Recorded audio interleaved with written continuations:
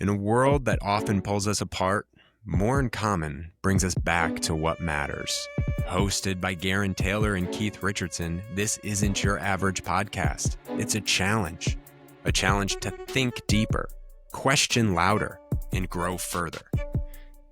At More in Common, we work with NFL teams, tech companies, and professionals across industries to improve communication and foster compassion.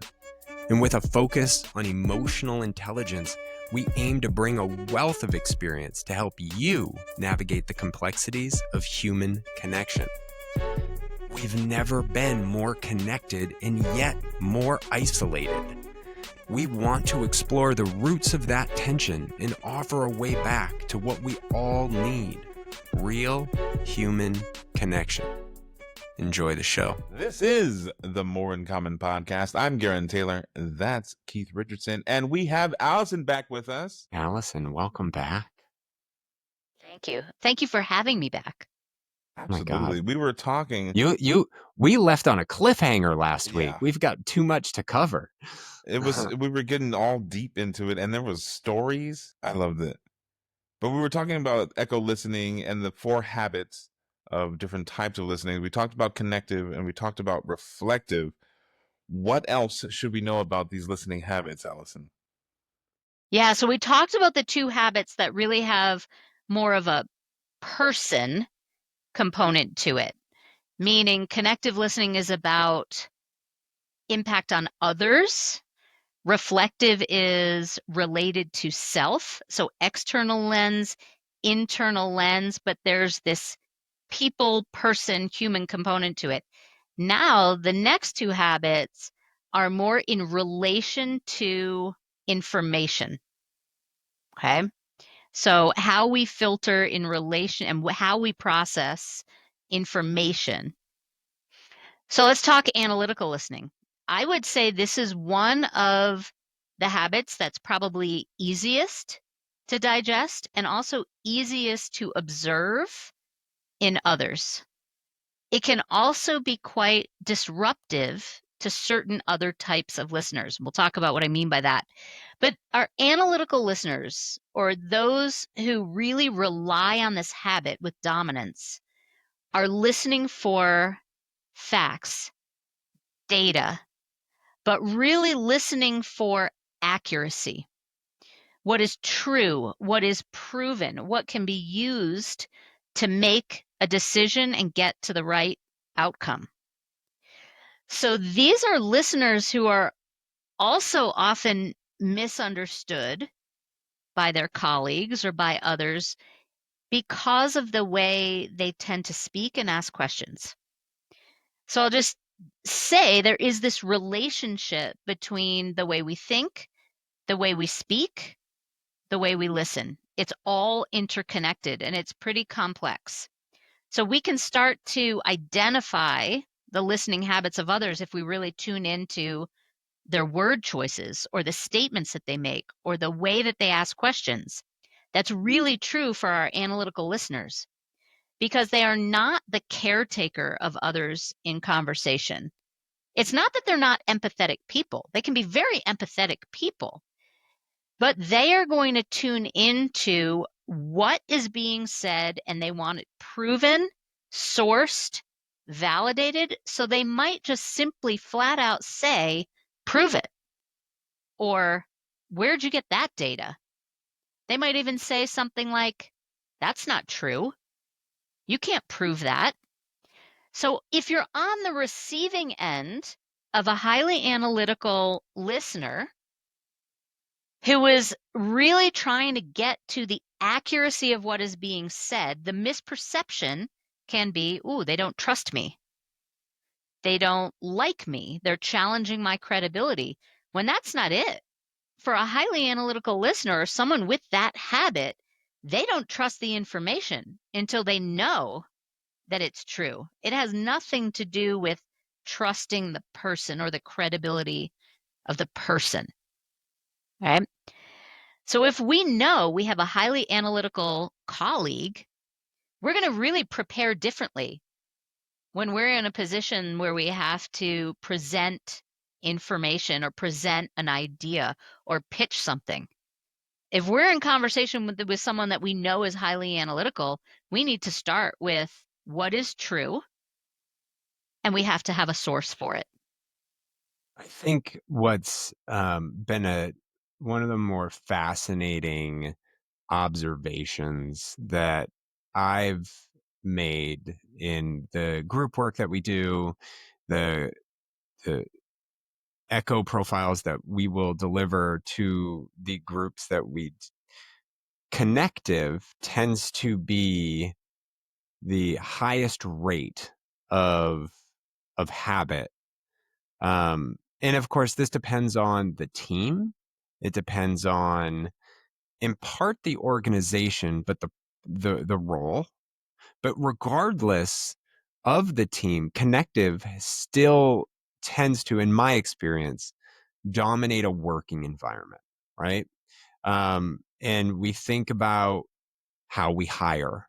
We think about the way we hire people that we like, or that we, to your point last time when we were talking about it, is we don't know, right? But we think we do. So we go based on our feelings and our own biases and processes, whether it's friend groups or work groups and whatnot. And analytical habit tends to be low representing in the group work that I've done over the last 6 years. And the dynamic when you have a lot of people who care about the person and you have one or two people who care about the information, that they become wildly misunderstood, and it can create a very negative dynamic, whether that's Tension. a party, and a lot of tension that's not understood in how to navigate it. And that's what I love about the way you express the nature of this is about the information, and they don't trust the information. It's not personal. It's hard to decouple that for someone who is more relational and more connective in their processing information and from a personality standpoint.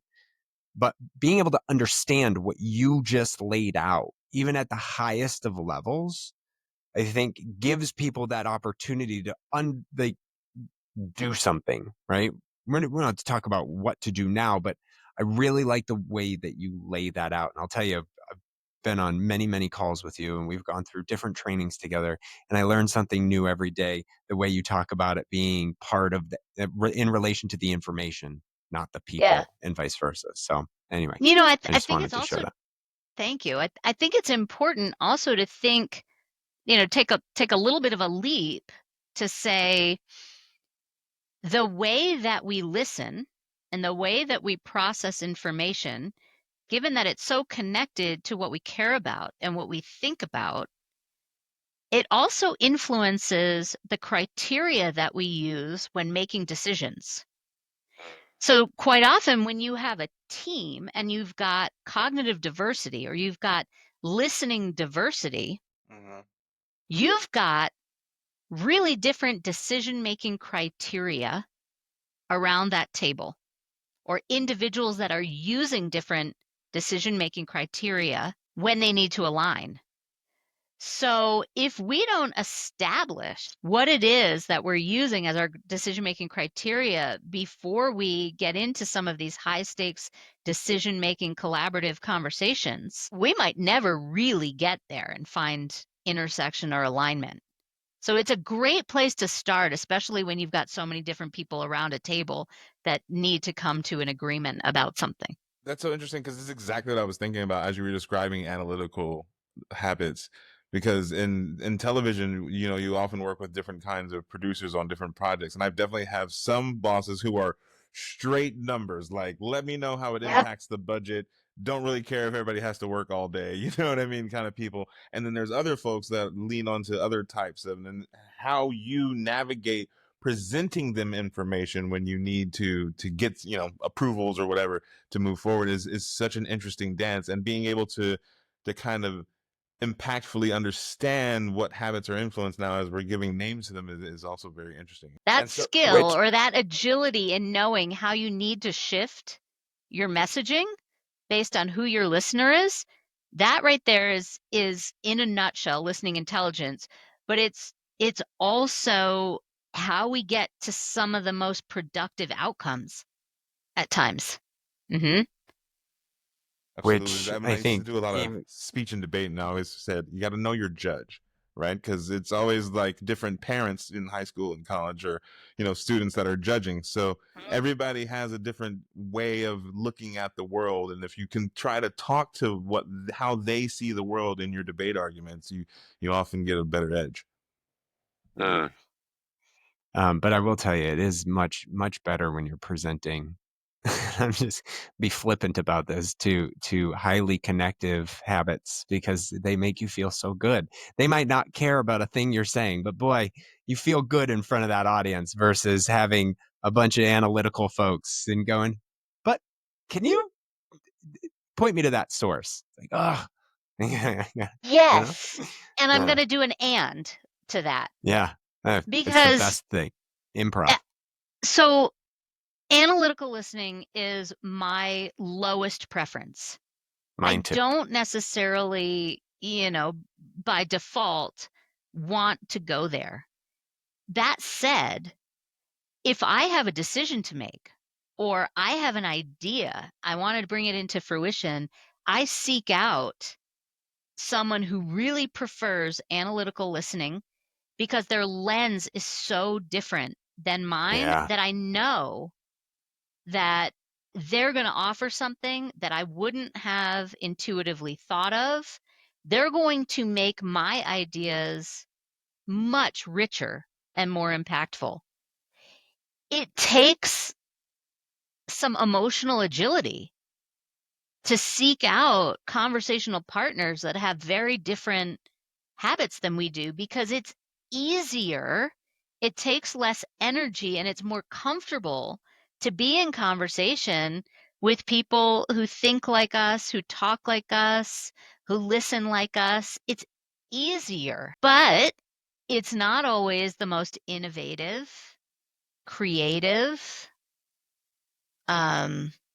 So that said, right, I don't love talking details, information, having to source things that I say, but I'm much more careful now knowing this model, and knowing how important it is if you're in conversation with someone who's highly analytical to, bring your A game in terms of the sources. You can't just make up stats on the spot where And you I think can with others.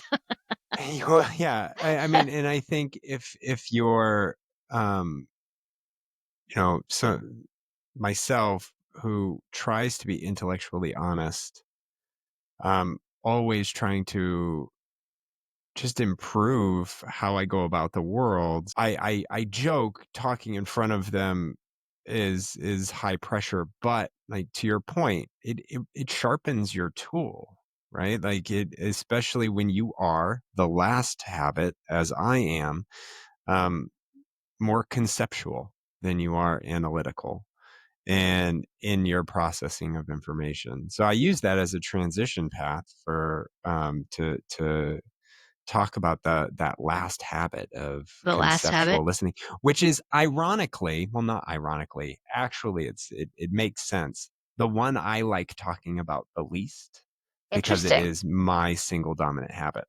Yeah. Yeah. Before we talk conceptual, can I share a kind of just a funny anecdote? Like Love literally it. something that Love it. So I was on an airplane, we were boarding the other day, this is on last Sunday, and I was sitting in the middle seat. I'm highly connective in my listening. And so I like those, little human interactions, and I will engage people. And a gentleman sat down next to me, and he got a book out of his backpack, and he put his book in the little flap there.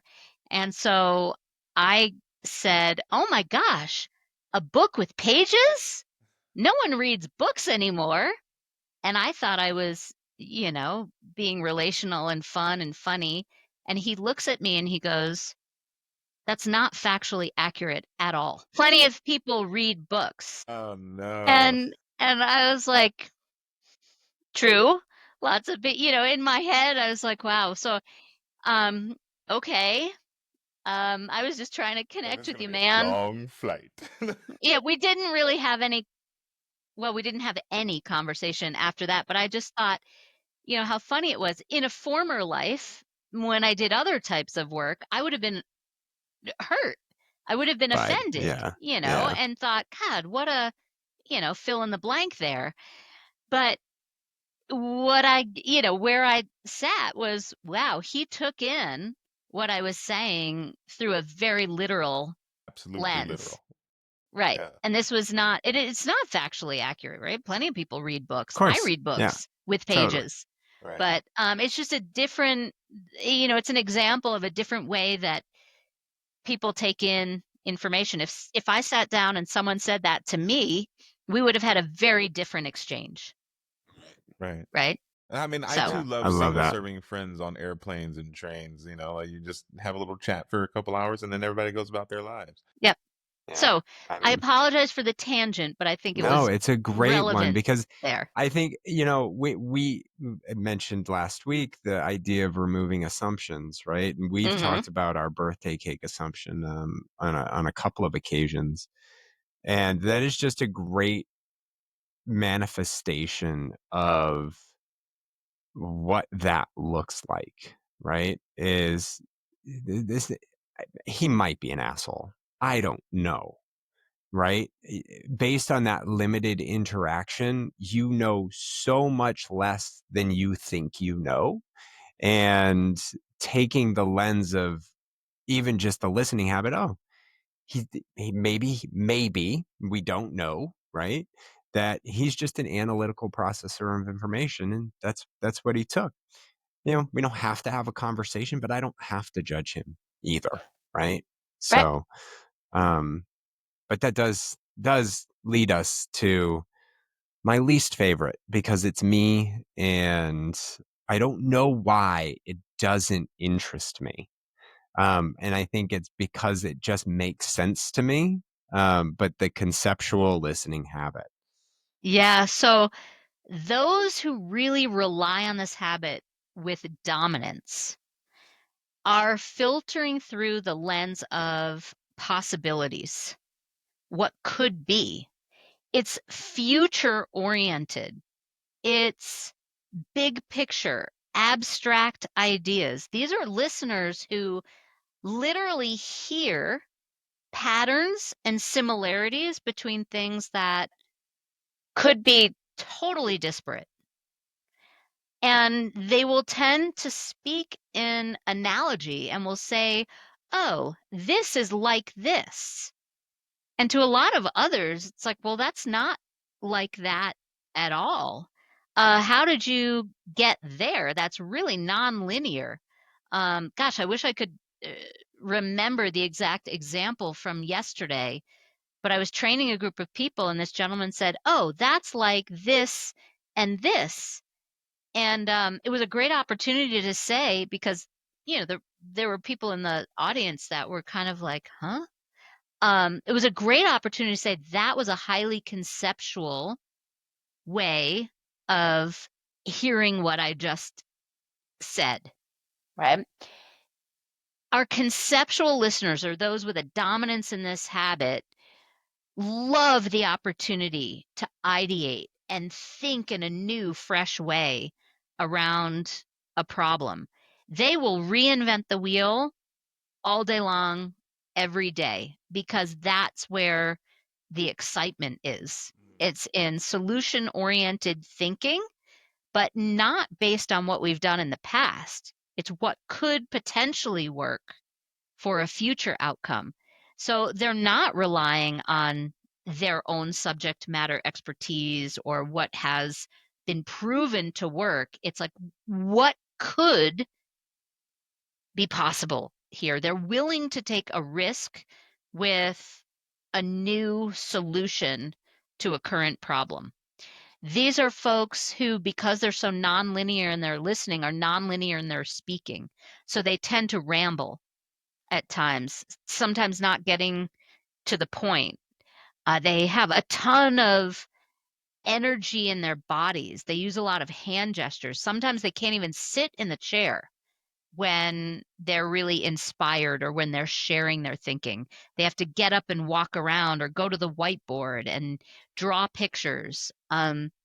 These are our listeners who, if you say we're not talking about it, we've always done it this way, we're not going to change anything, that will shut them down faster than almost anything else. Yeah.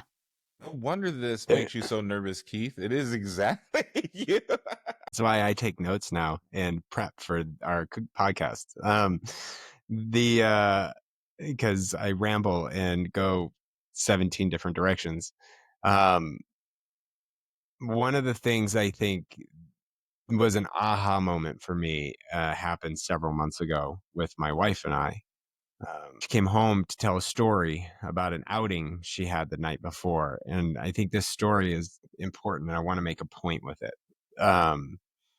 And I had no idea what the outing was. Right? Like I knew she went out and I had no idea what the outing was. So we got up the next day and she starts telling me about the details of like what she did. And I couldn't hear it. Right. Because I was trying You so couldn't make hard. sense of it. Correct. So because I didn't know what was this whole thing? And You I'm needed the trying to picture tune painted. in. I needed the picture painted, but she needed to communicate something different, right? So it was, and I'm aware of this. So I was super trying to lock in what she needed to communicate first. Then I get to the point where I'm like, okay, now you need to give me what I need. And and the reason I share this story, especially as you painted that great picture of what someone with a conceptual habit has, this is about satisfying what we need based on our primary habit, right? Yes. It is that I can listen to what, to a reflective, we'll just use one habit, someone with my wife. I can listen to her list of all the things that she needs to do so long as I understand the big picture and what this Yes. impacts. If I don't understand that, the list becomes really, really hard for me to process. Mm-hmm. And it's the same thing with like analytical in the details. If you come to me and just throw a whole bunch of numbers at me, and I have no idea why these numbers, what they have to do with, I will not understand them. But as soon as I get the picture, all of those numbers become super easy to process. And so I use that because I know we have the tendency when talking to people about this, and this is only 2 half-hour conversations at a very high level of what these individual habits that all the permutations associated with it. We have the tendency to go to say, oh, that makes sense, and then not really know how that applies and what we're trying to do.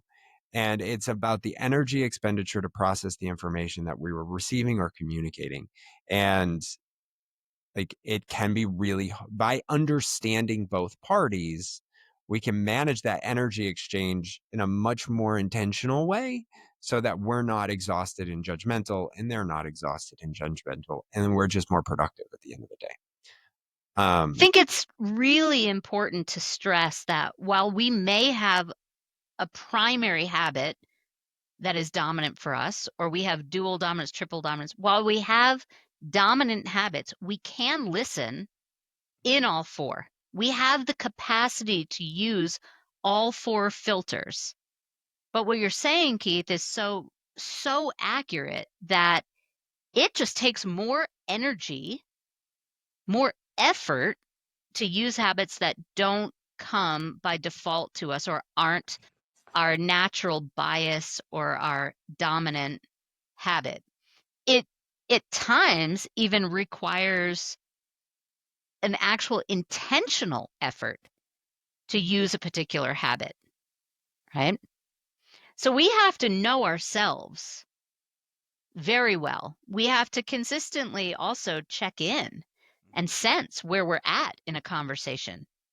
If I know that I'm checking out of a conversation, if I'm disengaging, if I'm having trouble, in that conversation, the onus is on me to re-engage and find a way to become interested again. It's not on the person speaking to me. It's not their responsibility to be interesting to me, right? But if I recognize I'm checking out, I've got to figure out a way to become interested. If I'm interested, my mind won't wander. I won't be as prone to distraction if I'm actually interested in something. So that might mean I have to come up with an open-ended question, or I might need to ask a question to give me more context, like you were talking about. I might have to say, honey, can we pause for a moment? I'm struggling to follow because I don't know the big picture yet. Can you paint me the picture? And then I'll be able to follow the kind of the linear path there, but I'm not there yet. Or even in the other sense, like asking for the analytical detail, like, hey, you said something there, and like maybe we take a pause and figure out if that's true, kind of getting to Yeah. the brain. Yeah. Yeah. So, but I think, that the essential key in improving our listening isn't in assessing or judging others first. It's knowing ourselves first, right? And observing in conversation, in the midst of it, being really present to say, what are the habits that I'm using right now? Are those habits, really the most valuable for this situation? Is there a shift I need to make in order to be able to contribute at a higher level to whatever that is, right? It all starts with self-awareness. Once we get that piece down, then we can start assessing and judging others and start crafting our message. But we've got to know ourselves first. Think that So one is like a beautiful way to package the whole concept of the habits and how you can take assessment of yourself. And if you find yourself, like you said, losing interest, well, how am I listening? What habit am I applying right now? And is this the right habit for this moment? Being able to kind of flex through that. And like you said, it's a skill. It's not something you're going to be able to do tomorrow, but it's being aware of it and being able to practice at it and meeting yourself where you're at in that moment. Sounds like, I mean, that's a major tool right there for people to be able to take. So with that said, and I think it's so beautifully said, like tactically speaking, right? Obviously, and I'm just going to throw it out there. Go to moreincommonent.com and reach out to me directly, and we can have sessions to go through if you ever wanted to. As an audience member, I'm referring to, obviously not you, Allison. We don't need to do this. As an audience member, can do that. Great. That's not free. That's not quick, and it takes some commitment. What are some other things that the audience members can do? Because what I also want to caveat is something you said last week. This isn't personality, and we reiterated it this week, right? It's really easy to be like, oh, this is me, so this is how I think my habit is. When in reality, it's so wildly inconsistent if you ever try to just start playing the guessing game of what someone else is, right? Like I use myself as an example. I see myself on video. I nod, I lean in. I must be connective, right? No. And I mean, I care about the relationship. It's second on my hierarchy, but nonetheless, what are some things, like what are a couple of things that you think people could do to take the density of everything we've talked about these last 2 weeks, listen back to it several times, and then do something with it? Yeah. If there's one thing that I would encourage for people who really want to enhance the quality of their listening, it's almost aside from habits. I really, really want to encourage people to observe themselves in conversation, especially through that lens of level of engagement, presence, acknowledge when they're distracted. We're so easily distracted, and there's a physiological reason for that. I can get into it if you want me to, but if we're out of time, I won't. But acknowledge distractions I'll have you back and talk and about that figure later. out a way to re-engage. Because if we are present, we've increased the chances that we're going to have a mutual understanding. If we are self-aware and present. So that's the first thing that people should work on. The second thing is to check their own filter and their decision-making criteria, because that can really give us a better sense of what is it that I'm listening for, right? When we are triggered in some way, we find ourselves impatient. We find ourselves frustrated in a conversation. Instead of just staying at, I'm angry, I'm frustrated, dig a little deeper. I am angry or I'm frustrated or I am triggered because what I'm hearing is generating this type of response or resistance in me. If you can identify what that is, you can typically then start to think about, well, what habit is that connected to? And if I could even float out the next step in that is, as you understand what's triggering you, what's frustrating you, what is checking you out of a conversation? Like, what are they saying and I'm just not listening to? Asking the question, what do I need to Mm-hmm. re-engage here? Yeah. Like, what am I missing that would help me get back into this? And that formula will help potentially give some guidance on what the habit is that is most dominant for you. Here's a practical example of that real quick. If you're in conversation and you realize, wow, I'm checking out because Joe just said XYZ and that's just not true. So I'm no longer listening to Joe because he's lost credibility with me. That awareness right there would say, wow, so analytical listening is probably what I was just relying on. And I sensed an inaccuracy, which shut me down. So I need to re-engage by getting that habit satisfied in some way so that we can move on. So I can move on. So just a good practical example. Joe needs to get his research right. I'll just say that. I got to tell you, Allison, these last 2 weeks of conversation have just been so awesome. And I can't say thank you enough for accepting the invitation, navigating the rescheduling that we've had to just drop some straight fire and gold for our audience. And I really just appreciate you always and appreciate you taking this time. Anytime. I geek out on this stuff. I have seen massive transformation in people. I've seen people accomplish things that take such challenging conversational agility and make incredible things happen. So I live, breathe this work at a cellular, visceral level. So anytime I'll chat listening. Love it. You're a font, Allison, an amazing person, and we really do appreciate it. It's been, for me, I'm still like, my brain is reeling right now. There's so many things I'm processing from these two conversations that we've had. And so again, I thank you from the bottom of my heart. I'm sure our listeners thank you. Definitely check out more from Allison and Echo Listening at echolistening.com. And hit up Keith at More in Common ENT.com. So you know, he's a certified echo listening profiler, so he'll take your assessment. He'll help you out. I'm Guarantee. That's Keith Richardson. Allison, you've been fantastic. We will see all of you fine folks next week. Don't forget to like, share, comment, do the things that help support the show. We appreciate you. Have fun.